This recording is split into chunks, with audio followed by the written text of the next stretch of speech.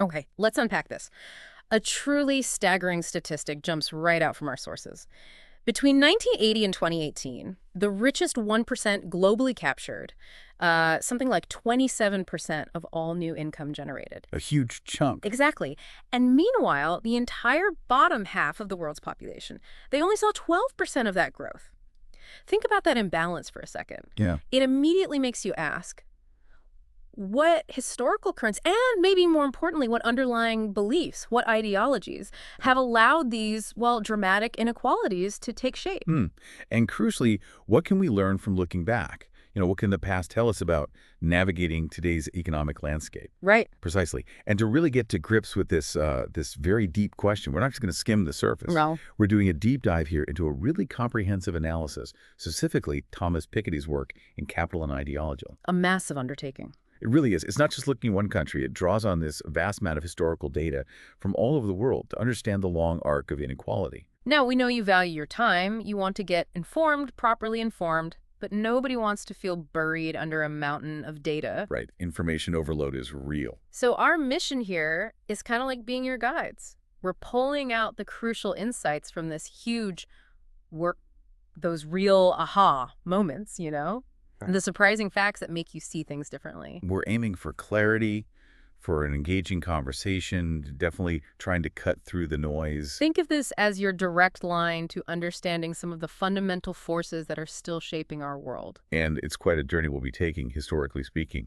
We'll trace how different societies structured themselves around inequality. Right. Starting with these ancient ternary societies, clergy, nobility, commoners, then looking at slave systems, colonial systems. Big shifts there. Huge shifts. Then the dramatic changes in the 20th century, and finally grappling with inequality in our modern sort of hypercapitalist present. And all along, we'll be looking at how political ideas, ideologies intertwined with these economic structures. Yeah, and the constant struggle, really, for greater equality. Okay, so let's rewind way back. Let's dive into these ternary societies Piketty talks about.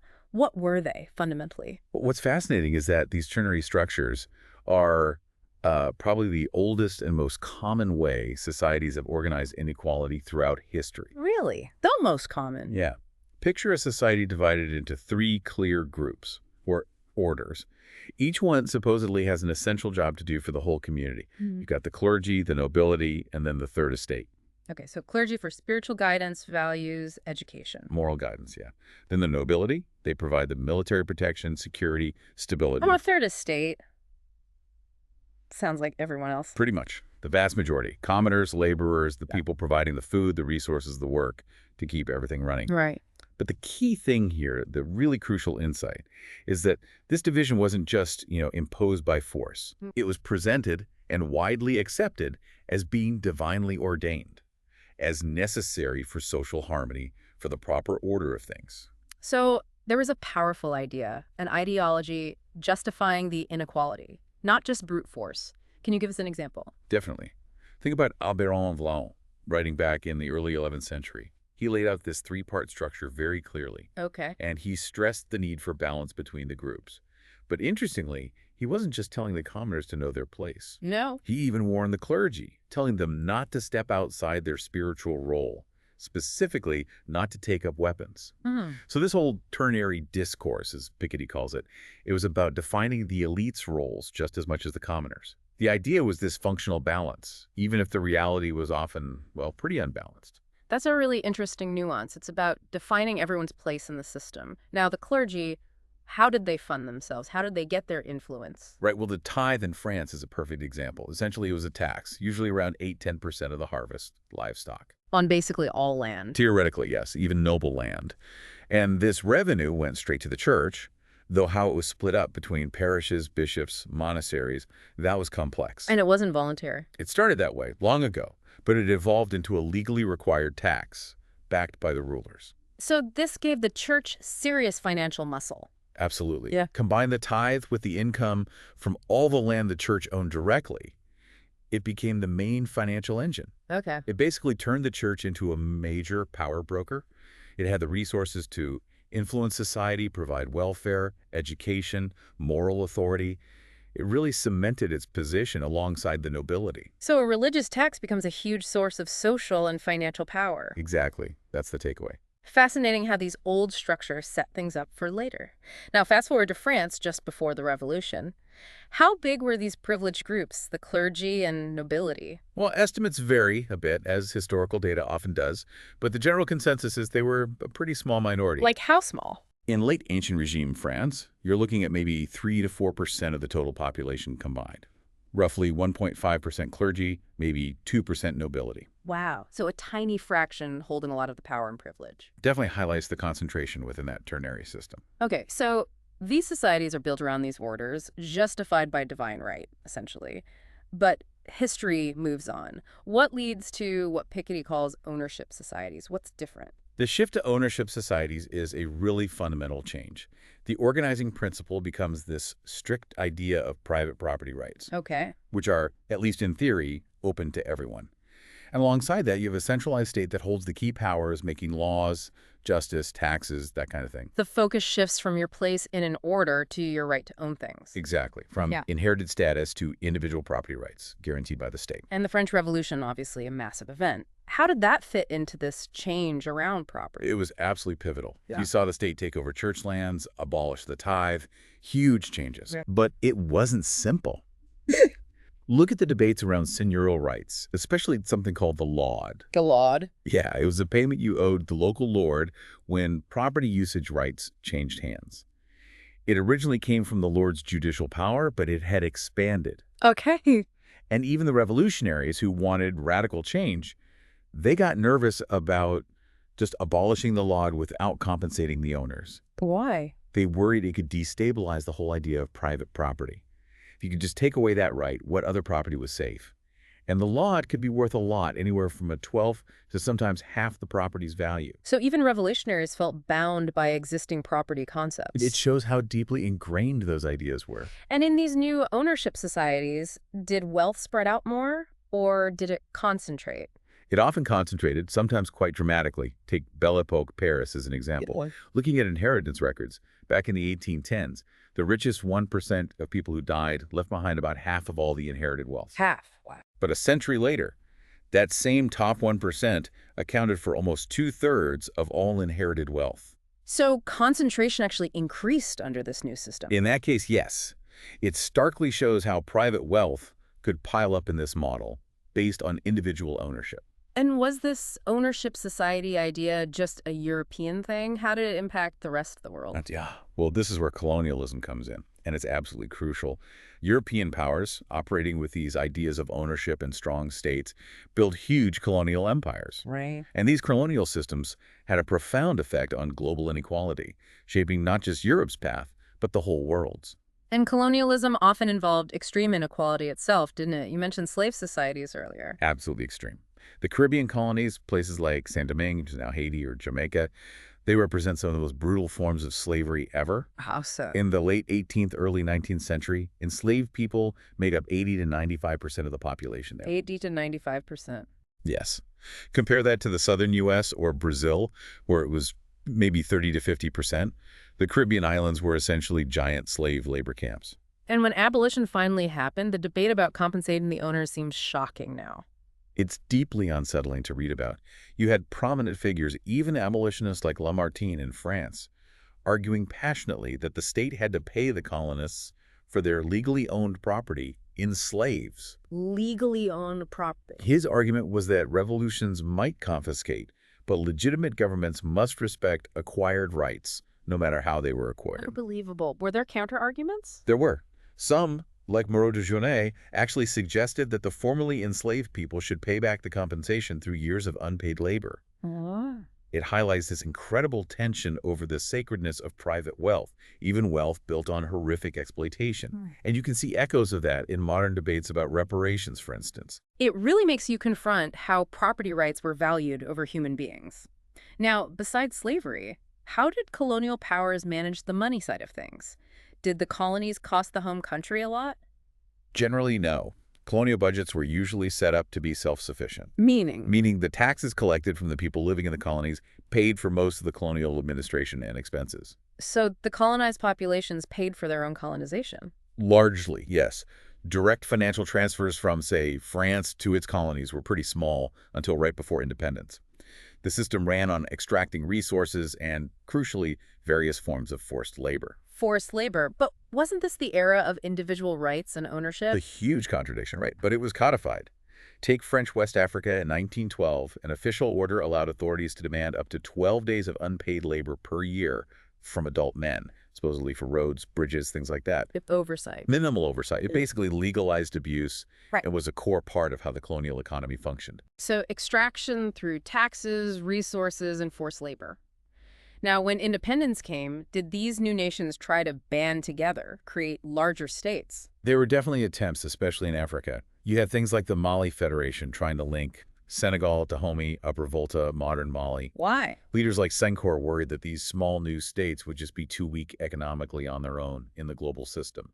They needed scale. Makes sense. Did it work? Mostly, no. These efforts often broke down. Part of it was worries about losing national sovereignty, but another big factor was resistance back in Europe. Resistance from European voters. Yeah. There was reluctance to embrace true political equality across a wider Franco-African space, partly out of fear it would drag down European living standards. The colonial legacy just kept creating obstacles. A long shadow indeed. Okay, let's shift gear to the 20th century. This was supposed to be a time of hope for more equality, right? Did it happen? Well, the period from roughly 1914 to, say, the end of the century, it was marked by a lot of hope. You had the fall of empires, the rise of socialist and social democratic ideas. What? But then the collapse of the Soviet Union in 1991 brought a wave of disillusionment, a sense that maybe those egalitarian dreams weren't achievable or desirable. You mentioned a collapse of private property between 1914 and 1945. That sounds huge. Was that just war destruction, bombs and stuff? The wars definitely destroyed physical capital, no doubt, especially World War II. But the big reduction in the concentration of private property during that time, that was mostly driven by political choices. Like what? Governments facing crises, wars, depression took deliberate steps. They expropriated foreign assets, nationalized industries, controlled rents and prices, used inflation to wipe out debts, imposed special wealth taxes, even just canceled debt sometimes. So policy, not just destruction. Exactly. Deliberate policy choices were key in reducing that top-end wealth concentration. And taxation played a big role too, I assume. A massive role. The first half of the 20th century saw the real invention and expansion of progressive income and inheritance taxes. Meaning higher rates on higher incomes and bigger fortunes. Much higher. We're talking top rates of 70, 80, even 90% in some places like the US and UK for periods. And these high rates stuck around until the 1980s in many countries. And the effect. The data strongly suggests this was a primary driver in significantly reducing inequality of both income and wealth during that period. Did the share of wealth held by the very rich actually drop significantly in Europe? Dramatically. It's quite remarkable. In places like France, Sweden, the UK, the share of total private wealth owned by the top 1% fell off a cliff. How much? From maybe 55–70% around 1914 down to just 15–20% by the 1970s or 80s. Wow, that's a revolutionary shift. It really was. Yeah. And nobody really saw it coming before World War I. Wealth concentration had been incredibly high, even rising before then. But you also mentioned that wage inequality didn't change nearly as much. That's a really important point. While the massive fortunes at the very top were reduced, the gap between, say, a manager's salary and a worker's salary didn't shrink in the same dramatic way. Why the difference? It suggests the policies were more effective at hitting accumulated and inherited wealth than they were at changing the fundamental distribution of income from labor itself. Interesting. And these special taxes after the wars, you mentioned Germany and Japan, how did those work? After both world wars, facing huge public debts, countries like Germany and Japan imposed these one-off, quite heavy taxes on private wealth. Instead of just printing money. Exactly. And it turned out to be a much better way to handle the debt than letting hyperinflation rip through the economy. Better for stability, better for rebuilding society on a more democratic footing. So crises and policy responses were key. But were there deeper shifts happening? Social movements demanding change? Oh, absolutely. This wasn't just elites reacting to events. There were powerful popular demands for fiscal justice, for reining in the power of wealth. Look at the U.S. The fight for the income tax started long before World War I, and the New Deal under Roosevelt during the Depression. That was explicitly about tackling wealth concentration, fueled by the social conditions you see in books like The Grapes of Wrath. So the wars maybe accelerated things, but the pressure was already building. Precisely. World War II certainly helped justify keeping those high taxes on the rich, but the ideological shift towards seeing progressive taxation as legitimate and necessary had started much earlier, driven by social struggles. It's that complex mix again, crisis, policy, social pressure. Let's talk about the period after World War II, what you called the golden age of social democracy. What defined that? Right, roughly 1950 to 1980. This era, in many developed countries, stands out for having significantly lower income inequality than before or arguably since. How did they achieve that? Through a combination of strong progressive tax systems, significant government spending on social programs, health, education, pensions, and often strong labor unions and regulations. And this led to prosperity, too. Yes. Interestingly, this period of greater equality coincided with strong economic growth in many places, the so-called Trente Glorieuses, or 30 glorious years in France, for example. Was this social democracy the same everywhere? Like, did Sweden look like Germany? Not exactly the same. There was diversity. Take West Germany. The conservative CDU party, in power for a long time, still embraced the idea of a social market economy. Meaning They accepted the market, but also believed in strong social insurance and, crucially, some power sharing between capital and labor. and the actual Social Democrats, the SPD. They gradually moved away from strict Marxism and large-scale nationalization plans. So you had variations. But a broad consensus across much of Western Europe on higher taxes and more social spending compared to the pre-war era. You mentioned power sharing. Germany had this co-management idea. What's that? Co-management, or Mitbestimmung, is basically giving workers representation on company boards, specifically the supervisory board, which oversees management. So workers get a say in running the company. A significant say in strategic decisions, yes. It wasn't just handed over, it came out of decades of union struggles going way back. And the effect. It helped balance the power between shareholders and employees within the company itself. It's a really important institutional innovation of that social democratic era, creating a different kind of capitalism, you could say. A different balance between capital and labor. Okay, but this golden age didn't last forever. Things shifted again towards what you called hypercapitalism and rising inequality. What happened? A key moment, really, was the fall of the Berlin Wall and the collapse of the Soviet Union around 1991. How did that change things? It massively boosted confidence in free market capitalism. The main alternatives seem to have failed spectacularly. So the push for privatization, deregulation, lower taxes, that all gained huge momentum. The ideological pendulum swung back hard towards private property in markets. And Russia itself, after communism, what happened with inequality there? It was incredibly dramatic. In the 1990s, Russia went from being relatively equal, at least in terms of reported income, to one of the most unequal countries on Earth in less than a decade. How? You had the rise of the oligarchs, grabbing state assets during privatization, often in very murky ways. Huge amounts of money flowed out of the country into tax havens. And the tax system. They adopted a very simple, flat 13% income tax and basically no inheritance tax. Policies that really helped this new wealth concentrate at the very top, completely unlike the progressive systems of the mid-20th century West. What about China? Massive growth there, but what about inequality?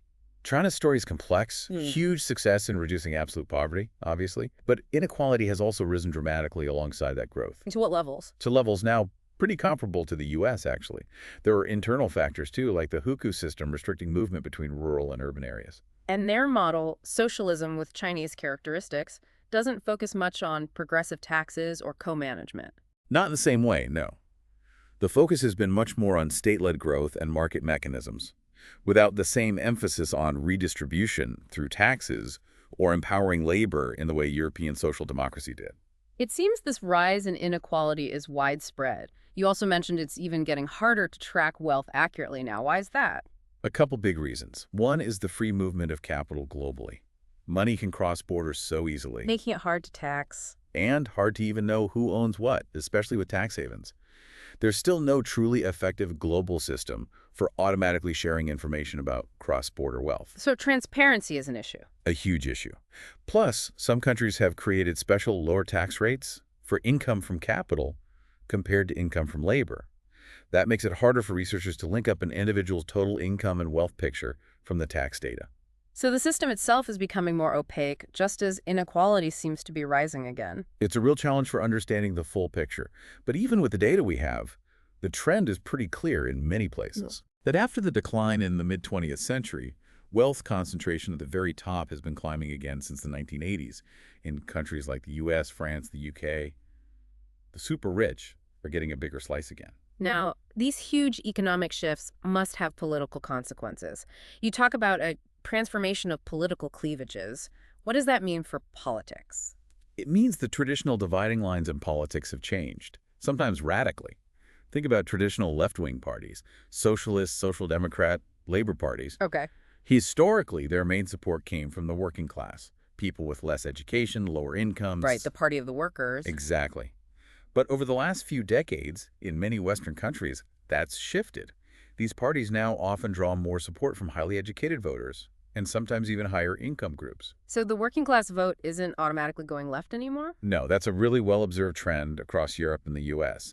Support for the traditional left has declined among those groups. At the same time, people with university degrees are more likely to vote left than they used to be. That's a major realignment. What's driving it? It's complicated. Partly it's economic changes, the decline of old industries, the changing nature of work. Partly it's the rise of other issues, cultural issues, identity politics that cut across old class lines. And class itself isn't simple. Right. Piketty emphasizes it's multidimensional. You've got education, income, wealth, and they don't always line up perfectly. Someone can be highly educated but not have high income, or vice versa. You use France as an example again. How does it look there? French election data really shows this shift. You could track over time how the support for left parties changes across income and wealth groups. And you see the left gaining more support among the educated and sometimes wealthier groups, while losing some ground among the traditional working class. Plus, other factors like religious identity and background become more important in how people vote. And this leads to new political groupings. You mentioned 4 blocks. Yeah, Piketty's analysis suggests you can see 4 main tendencies emerging. There are the egalitarian internationalists, think traditional left, pro-equality, pro-global cooperation. Okay. Then social nativists, they mix social welfare ideas with nationalism and often anti-immigrant views. Right. Then liberal internationalists, more pro-market, pro-globalization, often associated with centrist parties. And the 4th. Market nativists, pro-market, but also nationalist, skeptical of immigration, sometimes globalization. And you could really see these different forces at play in the 2017 French election, for instance. That sounds like a much more fragmented and potentially unstable political scene. You flagged social nativism as a particular concern. Why? Well, it's concerning because it taps into genuine economic anxieties, but often redirects them towards immigrants or minorities, while also sometimes criticizing financial elites. It creates these potentially potent but divisive coalitions. Can you give an example? The Lega M5S coalition in Italy, for a time, had elements of this. And historically, look at the U.S. Democratic Party. It went from being the party of segregation to being the party overwhelmingly supported by African Americans. That shows how powerful identity factors can be beyond just economics. And do these social nativist movements actually deliver on the social side? Or do they end up favoring the wealthy? It's mixed, but often, yes, you see policies that end up benefiting the wealthy. Look at the Trump tax cuts in the U.S. pushed by a movement with strong nativist elements, but the biggest beneficiaries were corporations and high earners. Leading to a race to the bottom on taxes. It can contribute to that, yeah. And sometimes these movements also employ anti-intellectual rhetoric, which is worrying for informed debate. You also mentioned a separatist trap. How does that relate? Catalonia is an interesting case study. Support for independence there tended to be higher among the wealthier, more educated parts of the region. Economic crises and austerity imposed from the central government seem to fuel that desire for separation among those groups. So identity and economic grievances getting tangled up. Exactly. It shows how these cleavages can play out even within countries. And this isn't just a Western thing either. India, Brazil. Right. In India, you see the decline of the Congress Party, which historically had support from upper castes, and the rise of the BJP, consolidating Hindu nationalist support, often drawing from those same upper castes. Caste quotas, or reservations, also play a huge role in shaping politics along identity lines. And Brazil. The election of Bolsonaro can be seen partly as a backlash by traditional elites against the redistributive policies of previous governments, using racial divisions and nostalgia for a past social order. It's sobering how these historical divisions and inequalities keep resurfacing in politics globally. So, faced with all this, where do we look for solutions? Piketty talks about elements for participatory socialism. What does he mean? He's basically arguing we need to think beyond the simple choice between pure private ownership and complete state control. Because Soviet communism failed. Its failure shouldn't stop us exploring other ways to organize the economy and share wealth more fairly. He stresses that central planning doesn't work for complex societies. So private property still has a role. Yes, but a regulated role. It's important for individual initiative. But we need to think about how property works and how it's distributed. What kind of policies does he suggest? One key idea is a progressive annual wealth tax, not just on inheritance, but a small tax on large fortunes every year. Why annual? He argues it's more adaptable than inheritance tax and might get more public support. Another big idea is a capital endowment, What's that? giving every young adult a lump sum of capital, a kind of inheritance for everyone, funded perhaps by the wealth tax, to try and level the playing field and reduce inequality right from the start. So fundamentally rethinking how we handle wealth and property. Exactly. Looking for ways to make the economy more participatory, more equitable, learning from history, both the successes and the failures. Well, this has been incredibly rich and thought-provoking. We've covered so much ground from ancient societies to today's hypercapitalism, tracking how inequality gets structured and justified. Yeah, seeing the shifts, the moments of change, the persistence of these deep structures. The data really shows that complex mix of economics, politics, and ideology shaping everything. Hopefully for you listening, this deep dive has sparked some of those aha moments we talked about, maybe challenged some assumptions, offered a wider historical view on today's debates. Absolutely. So maybe a final thought for you to chew on. Given everything we've discussed, the history, the resurgence of inequality, the political shifts, what kind of bold ideas, what kind of political action might actually be needed now to build fairer societies? How do we learn from the past, the good and the bad, to really forge a better path forward in the 21st century? It's definitely a question worth pondering. Thank you for joining us on this exploration of capital and ideology. We hope you continue to dig into these vital issues.